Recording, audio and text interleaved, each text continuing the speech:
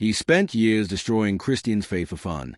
Then one question from an ancient book asked him something nobody ever dared to, and his entire world collapsed in silence. I was not just a Muslim. I was a proud, convinced, unshakable Muslim, and I was good at arguing for it. Tell me where you are listening or watching from right now. Drop your country or city in the comments. We are one family here, and we lift each other up in prayer daily. I am a man, 4 to 5 years old, and I want to tell you about the years I spent tearing apart the faith of Christians with the precision of a surgeon. Not out of hatred. At least, that is what I told myself. Out of conviction. I genuinely believed Islam was true, and I genuinely believed that people should hold true things and let go of false ones. That sounds reasonable enough. The problem was what I did with that belief. I grew up in a household where Islam was not just practiced, it was our identity, our pride, our skin. My grandfather talked about the faith the way other men talked about breathing.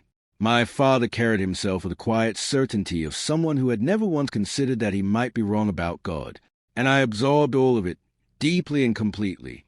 By the time I reached university, I did not just believe Islam was correct.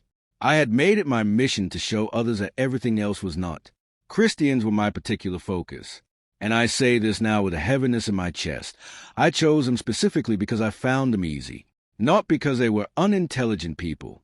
Most of the ones I spoke to were perfectly bright, but most of them had never once sat down and asked themselves the most important question a person can ask about their own beliefs. Why do I believe this? I would meet them at university, at social events, sometimes at the door of my college apartment when they came knocking. And within the first few minutes of any conversation, I had a method. I would ask them gently why they were Christian. It sounds like a harmless question. It is not, because the answer I received over and over and over again in 100 different conversations across many years was the same answer. They would tell me it was tradition. Their family was Christian. They went to church on Christmas and Easter. They had not really thought much beyond that. And the moment they said tradition, I had them. I would tell them calmly that they were trusting their eternal soul to a belief system they had never personally examined. I would encourage them to think it through. And then, while they were still nodding and considering, I would step in with everything I had prepared. I challenged the reliability of the Bible. I argued that the idea of a Trinity, one God in 3 persons, made no logical sense. I insisted that the idea of God becoming a human being was beneath the dignity of an all-powerful creator. And I argued that a cross, far from being a symbol of salvation, was the most undignified end imaginable for someone who was supposed to be the Lord of all creation. The painful truth is that most Christians I met had no answer for any of it. They would go quiet. They would look uncomfortable. Some would get slightly angry. A few would promise to find answers and never come back. And I would walk away feeling confirmed, settled, certain. In all those years, almost nobody ever turned the question around and asked me why I was a Muslim. Then 2 young men knocked on the door of my college apartment one afternoon in the spring of 2003. I remember them so well, even now. One was extremely tall, nearly bald. The other was shorter with hair that seemed to be going in every direction at once. They were going door to door to talk about Jesus. When I saw them standing there, I thought to myself that they had come to the right place because I was very ready for this conversation. I invited them inside. What surprised me immediately was that they were not afraid of me. I had learned to sense fear in these conversations quickly, that slight retreat in the eyes when I asked a hard question, that defensive posture. These 2 young men had neither. They sat down in my apartment, and they talked with a warmth that I had not expected. I could feel, genuinely, that they cared whether I went to heaven. And I cared whether they found God's paradise. There was a strange mutual respect between us that made the conversation feel less like a debate and more like 2 people genuinely trying to find something real. But I could not shake them. Every objection I raised, they had an answer for. Not a perfect answer. Nobody has a perfect answer in a single afternoon. But they were not crumbling the way others had. They came back again. We talked more. And somewhere in those visits, I did something I had not planned to do. I picked up a Bible. I had actually grabbed one weeks earlier from someone handing out small pocket Bibles on the street. I had taken it thinking I might find contradictions to use in my arguments. I went back to my apartment that day and opened it, fully expecting to dismantle it from the inside. I started scanning through pages looking for problems, for inconsistencies, for the cracks I was certain were there. And then I landed in the book of Luke, chapter 3. The prophet called John the Baptist was speaking to a crowd that had come to him for religious ceremony, and he said something that stopped me cold. He told them not to think for even a moment that their tradition would save them. He warned them that their spiritual heritage, the fact that they came from a long line of believers, was not enough. He insisted that God was not impressed by religious inheritance. I sat in my apartment and stared at that page for a long time, because for years I had been asking Christians why they believed what they believed.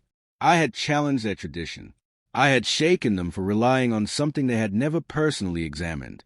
And hey, in the very book I had picked up to destroy, was a voice from 2,000 years ago asking me the exact same question. Nobody in all my years of conversations had asked me why I was a Muslim. John the Baptist had.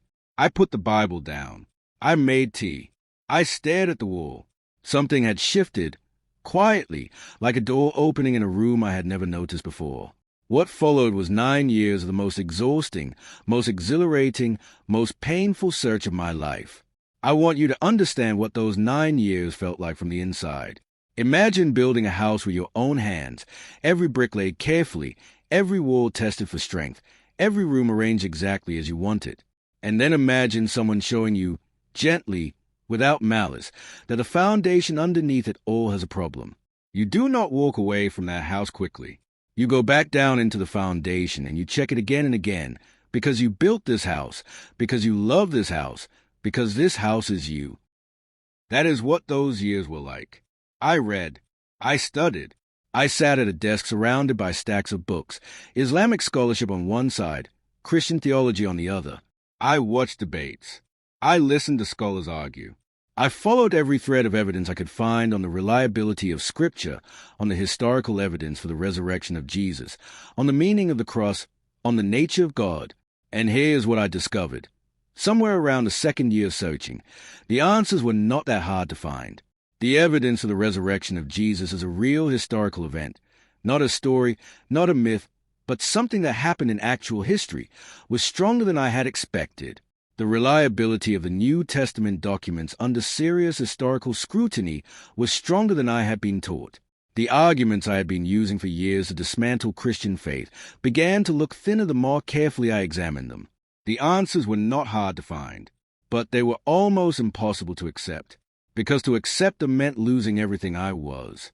I was not just changing an opinion. I was dismantling my identity. In many countries around the world, a Muslim who leaves Islam and follows Jesus does not just lose his reputation. He can lose his family. He can lose his safety. He can lose his life. I personally knew of a woman in the United States who had to flee her home because of death threats from her own family after she converted to Christianity. She left everything behind, her city, her community, her sense of belonging, and started over from nothing. There was a weight sitting on my chest as I sat at that desk surrounded by books, listening to a debate playing on my computer about the resurrection of Jesus. I had climbed to the top of the intellectual mountain. I had looked at the evidence honestly. I had reached a conclusion, in my mind, that Jesus was who he claimed to be, that the Bible was what it claimed to be, that the resurrection was real, and I was sitting at the edge of a cliff, unable to jump. What finally moved me was not an argument. It was a realization about God himself. I had grown up hearing a phrase that every Muslim knows, Allahu Akbar, God is greater. The greatness of God is the central truth of Islamic worship. God is the greatest possible being. That is why he deserves our surrender. But as I sat with the evidence in front of me, I began to see something I had never seen before. The gospel, the actual story of what Jesus did, does not reduce God's greatness. It reveals it in a way nothing else does. What is the greatest thing a being can do? What is the highest expression of love? We human beings, limited and broken as we are, understand instinctively that the greatest love is self-sacrifice. A soldier who throws himself on a grenade to save his comrades. A mother who goes without food so her children can eat. We recognize that kind of love as the most powerful force in human experience. If ordinary human beings can love that way, then what would the greatest possible being do? What would perfect love look like from a God who has no limits? And that is when I saw it. A God who becomes a man. A God who walks into the suffering of his own creation. A God who goes to a cross, not because he was defeated, but because he chose to, because it was the only way to reach us, because love demanded it. And then a God who rises from the dead to prove that death itself is not the end of the story. That is not a weak God. That is the most powerful expression of greatness I have ever encountered. Everything I would lose, my identity, my community, my sense of self, suddenly felt small compared to what I was gaining. A God who loved me that much. A relationship, not just a religion. Grace, not just rules. I said yes, quietly, at a desk, surrounded by books. No lightning, no thunder, just a man finally stopping his running and turning around. The cost came. I will not pretend otherwise. There were conversations with family that broke my heart. There was a period of isolation that felt like wearing a stone around my neck every morning. There were people I had known for years who looked at me differently, who pulled away, who could not understand. Some did not want to understand. The rejection from people you love carries a specific kind of pain that no other pain quite resembles. But I want to say this clearly. The blessing has been greater than the cost. Every time. To every Christian reading this, please pray for those who are where I once was, convinced, searching, or suffering quietly because of a decision they have made to follow Jesus. Your prayers reach places your voice cannot. And if you have never surrendered your life to Jesus, pray this sincerely right now. Jesus, I want to know the truth. I want to know you. Forgive everything in my past. Come into my life. I give you everything I am. That is enough. He will meet you there. Share this story. Like it. Subscribe. Comment your location below. Someone in your circle needs to hear this today.